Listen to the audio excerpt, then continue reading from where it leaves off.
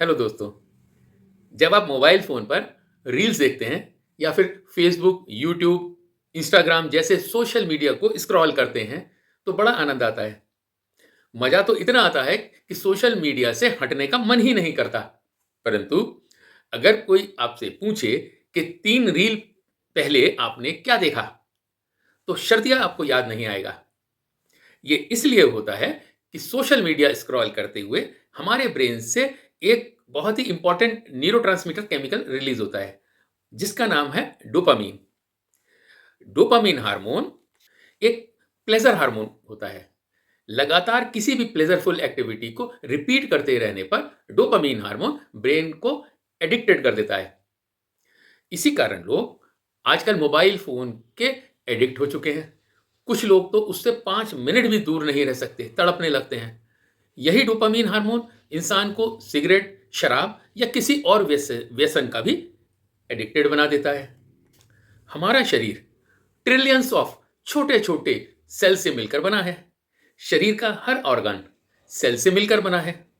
उसी तरह हमारा ब्रेन भी छोटे छोटे सेल से मिलकर बना है दोस्तों, जिसे न्यूरॉन कहा जाता है।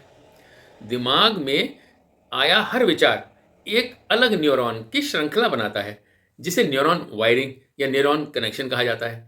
क्योंकि हमारा दिमाग हमेशा कुछ ना कुछ सोचता रहता है, इसलिए दिमाग में हर क्षण नए नए न्यूरॉन कनेक्शन पैदा होते रहते हैं। जब हम मोबाइल पर रील्स वगैरह लगातार स्क्रॉल करते हैं, तो हमारा ब्रेन उसको केवल सरफेस लेवल पर ही प्रोसेस कर पाता है। इसीलिए कुछ भी मेमोरी में रिटेन नहीं रह पाता। क्योंकि जब तक ब्रेन में इंफॉर्मेशन प्रोसेस होनी शुरू होती है, हम स्क्रॉल करके दूसरी रील को देखना शुरू कर देते हैं। हम स्क्रॉल करके यानी दूसरी इंफॉर्मेशन ब्रेन में भेजने लगते हैं। अंत में 2 घंटे सोशल मीडिया पर रील देखने के बाद भी ब्रेन में कुछ रिटेन नहीं रह पाता। परंतु उस दौरान डोपामीन हार्मोन के लगातार निकलने से बड़ा मजा आता है, बड़े खुशी का अनुभव होता है। पता ही नहीं चलता 2 घंटा कैसे पार हो गया। परंतु लगातार ब्रेन के साथ ऐसा खिलवाड़ करने से ब्रेन की मेमोराइज करने की ताकत, मेमोराइज करने की क्षमता धीरे धीरे कम होने लगती है। एक अमेरिकन रिसर्च में पाया गया है कि लगातार सोशल मीडिया पर रील्स देखने पर हमारा अटेंशन स्पैन घटकर 8 सेकंड हो जाता है। यानी किसी भी चीज पर आपका मन 8 सेकंड से ज्यादा फोकस नहीं कर पाएगा। अटेंशन डेफिसिट प्रॉब्लम शुरू हो जाती है। परंतु जब आप कोई किताब को या किसी भी चीज को पढ़ने की हैबिट डाल लेते हैं, तो कंसंट्रेशन स्पैन बढ़कर एवरेज से 50% तक बढ़ जाता है।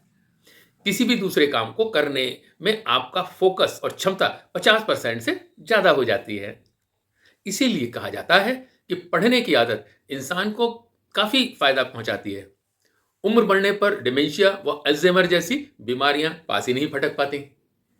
स्टैनफोर्ड की एक रिसर्च टीम ने उन लोगों पर विस्तार से एक ब्रेन इमेजिंग टेक्निक से स्टडी की जो लगातार पढ़ते हैं।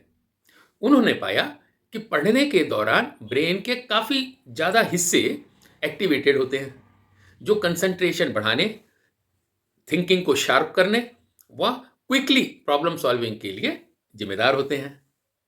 अब जानते हैं कि ब्रेन में पढ़ने के दौरान क्या क्या न्यूरोलॉजिकल चेंजेस होते हैं।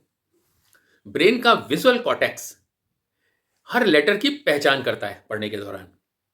ब्रेन का लैंग्वेज कॉर्टेक्स हर जुड़े लेटर्स से वर्ड की पहचान करता है, वर्ड को क्रिएट करता है ब्रेन में। और ब्रेन के हिप्पोकैम्पस का जो मेमोरी सिस्टम है, वो अपने अंदर पड़े हुए मेमोरी, प्रीवियस मेमोरी के आधार से वो सेंटेंसेस में कन्वर्ट कर देता है। और इस तरह ब्रेन में एक नया न्यूरॉन वायरिंग क्रिएट हो जाता है और आप सेंटेंस को आराम से रिकॉग्नाइज कर सकते हैं और करते हैं। A person who reads regularly for years has a fundamentally different brain structure than someone who does not, because reading literally build a smarter brain. आशा है जानकारी आपको पसंद आई होगी। Thank you very much for watching. Bye.